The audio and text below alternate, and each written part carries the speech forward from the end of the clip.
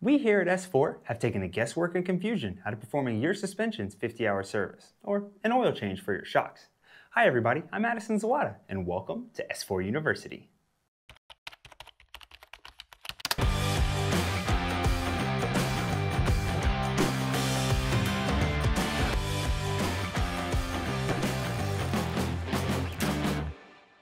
This is what it looks like if you go by the book of your manufacturer. There's a little bit of research to be done. There's one glaring issue. There's a lot left over when you're finished. That's why we here at S4 have taken the time to consolidate everything in one easy place in single-use quantities. Welcome to the S4 50-hour DIY service kit for your shock. And today, we're going to walk you through step-by-step on exactly how to use it.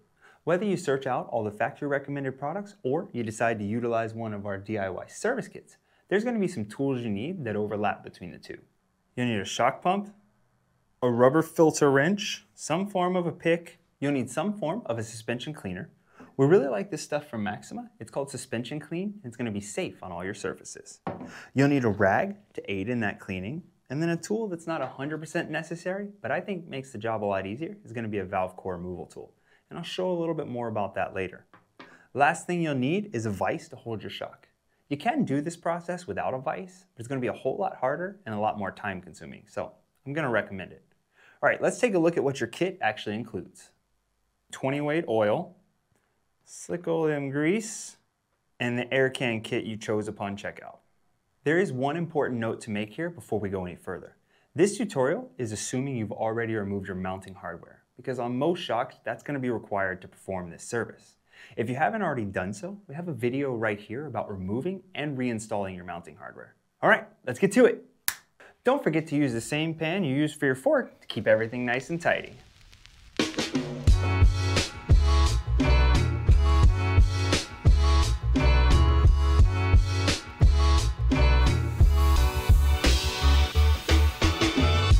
Instead of just letting the air out, I actually like to fully remove the valve core. This is going to make sure there's no trapped air inside, causing any suction or potentially explosion later on down the road. So I like to just fully remove it.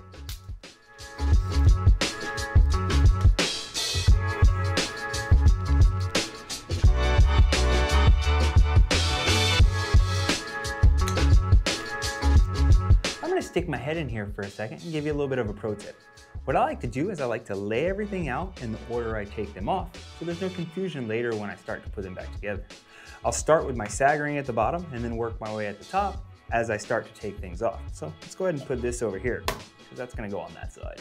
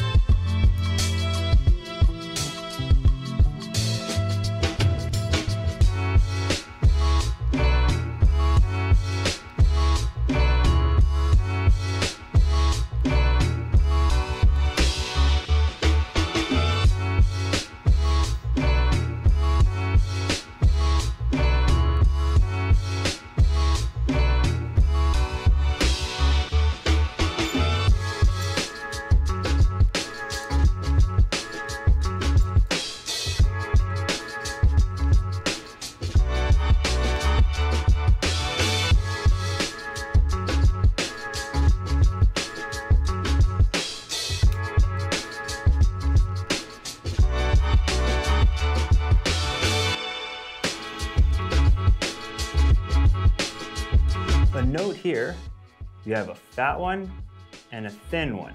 There are two different sizes here. The fat one goes up towards the upper eyelet. It goes on first.